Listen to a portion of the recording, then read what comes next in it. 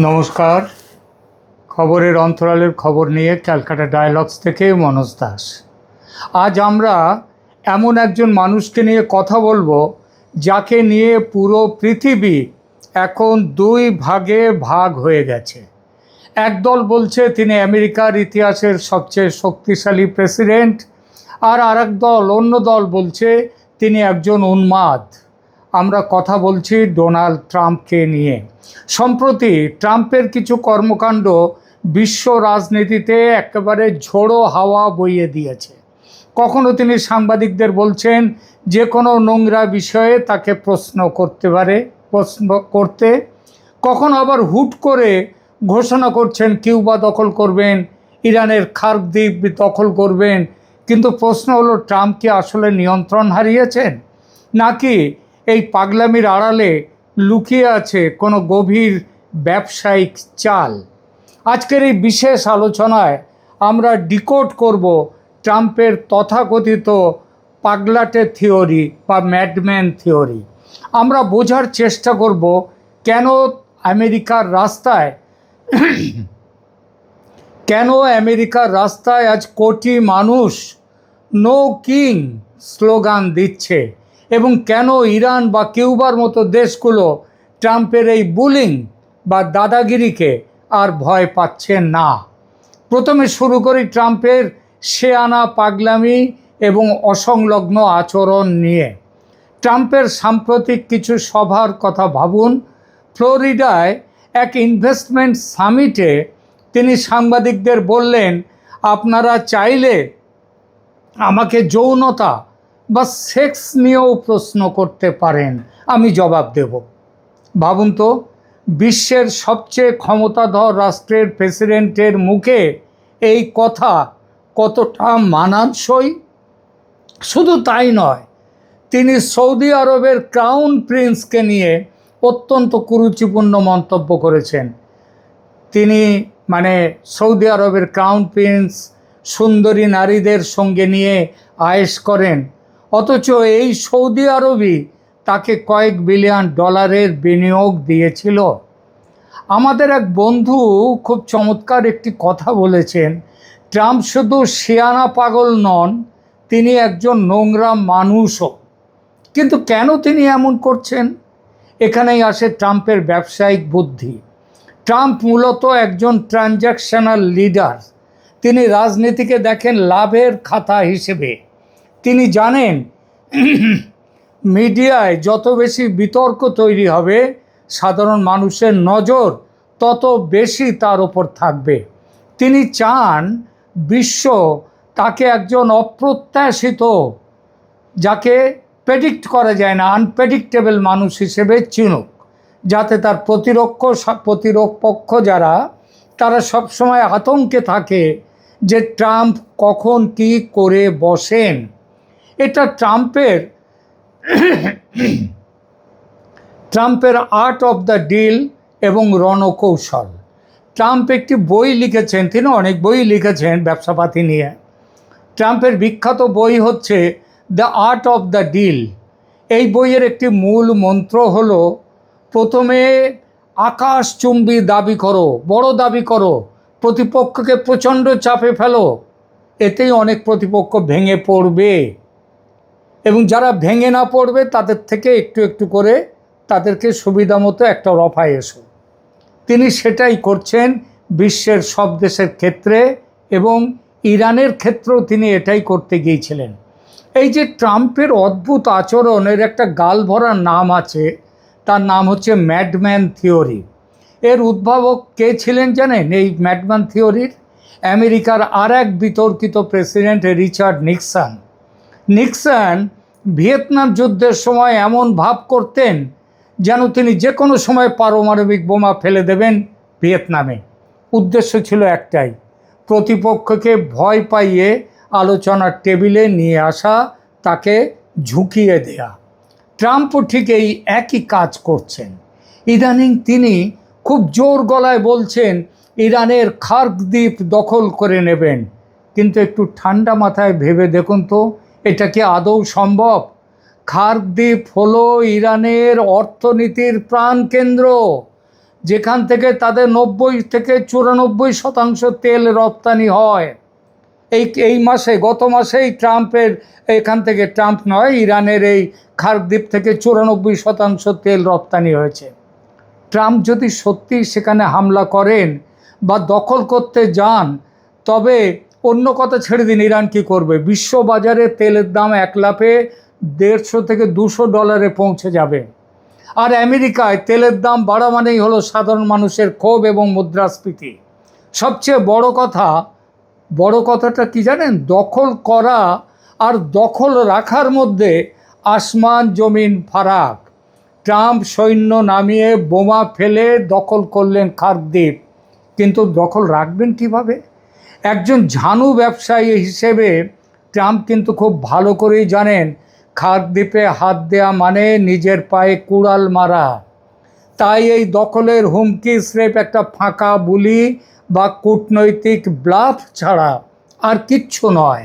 দেখে নেবেন, তিনি আসলে ম্যাক্সিমাম প্রেশার বা চরম চাপ তৈরি করে ইরানকে আলোচনার টেবিলে বসাতে চান।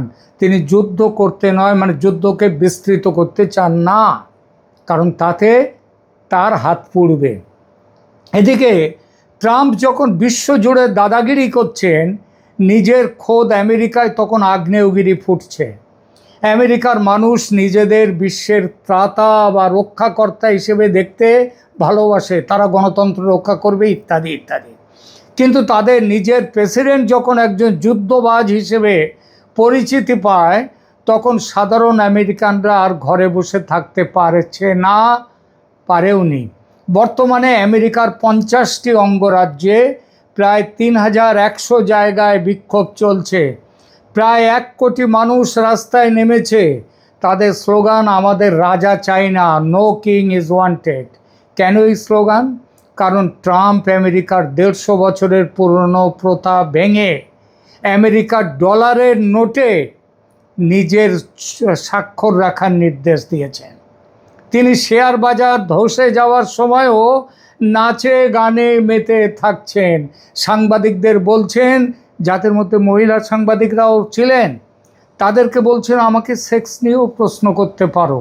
ভাবা যায়, এই হলো আমেরিকার প্রেসিডেন্ট। আমেরিকানরা আজ বুঝতে পারছে যে ট্রাম্প গণতন্ত্রের চেয়ে নিজের ইগোকে বেশি গুরুত্ব দিচ্ছে। কিন্তু আমেরিকার শাসন ব্যবস্থা এমন যে চাইলেই একজন প্রেসিডেন্টকে মাঝপথে সরানো যায় না, আর এই সুযোগটাই নিচ্ছেন ট্রাম্প। এরপর আসা যাক ইরান ও কিউবার প্রসঙ্গে। ট্রাম্প কি ভেবেছিলেন তিনি হুমকি দিলেই এই দেশগুলো ঘাড় নোয়াবে? এখানেই ট্রাম্পের ব্যবসায়িক অঙ্ক ভুল হতে শুরু করেছে। ইরান কয়েক দশক ধরে আমেরিকার নিষেধাজ্ঞা সহ্য করে টিকে আছে, আর এখন ট্রাম্পের এই আগ্রাসী মনোভাব ও ইরান আক্রমণ ইরানে একটি বিশাল জাতীয়তাবাদের ঢেউ, যাকে বলে ন্যাশনালিস্ট ওয়েভ, সেই ঢেউ তুলেছে। যখন কোনো দেশের ওপর বাইরের আক্রমণ আসে, তখন সেই দেশের মানুষ নিজেদের অভ্যন্তরীণ বিভেদ ভুলে এক হয়ে যায়। ইরান এখন ঠিক সেই জায়গায় দাঁড়িয়ে। তারা বুঝতে পেরেছে ইরানের সার্বভৌমত্ব বিপন্ন করেছে ট্রাম্প, ইরানকে পরাধীন করতে চান ট্রাম্প। অমনি তারা বিভেদ ভুলে ঐক্যবদ্ধ হয়েছে। সেই সঙ্গে ইরানি জনতা এটাও ধরে ফেলেছে ট্রাম্প আসলে ব্লাফ বা ফাঁকা আওয়াজ দিচ্ছেন, তার যত গর্জন বর্ষণ তত হবে না। তিনি ইতিমধ্যেই অনেকটাই হাত গুটিয়ে নিয়েছেন, মুখে অনেক গর্জন করছেন। আগামী দিনগুলোতে এই গর্জন আরও বাড়বে হয়তো, কিন্তু বর্ষণ হবে না। 7ই এপ্রিল পর্যন্ত তিনি বলেছেন ইরানে বড় কিছু করবেন না, তারপরে নাকি করবেন, দেখা যাক। এটা অনেকটা সেই গেম অফ চিকেনের মতো। দুই পক্ষই একে অপরের দিকে দ্রুত গতিতে ধেয়ে আসছে। ট্রাম্প ভেবেছিলেন যেন দুটো গাড়ি, ইরান ভয় পেয়ে তার গাড়ি সরিয়ে নেবে, কিন্তু ইরান প্রমাণ করেছে তারা চোখের পলক ফেলবে না। কে আগে চোখটা পলক ফেলে, এইটাই তো কথা। কিন্তু ইরান প্রমাণ করেছে তারা চোখের পলক ফেলবে না। ফলে উল্টো ট্রাম্পই এখন চাপে চলে গেছেন। তিনি কি আসলে ইরানে বড় হামলা করবেন? তিনি কি খার্কদ্বীপ দখল করতে যাবেন? তেলের সরবরাহ বন্ধ করার ঝুঁকি নেবেন? উত্তরটা হলো না। তিনি এখন খুঁজছেন একটি গ্রেসফুল এক্সিট বা সম্মানজনকভাবে পিছু হটার রাস্তা। আলোচনার শেষে আমরা একটা বিষয়ে একমত হতে পারি, ডোনাল্ড ট্রাম্প কোনো সাধারণ রাজনৈতিক ব্যক্তিত্ব নন।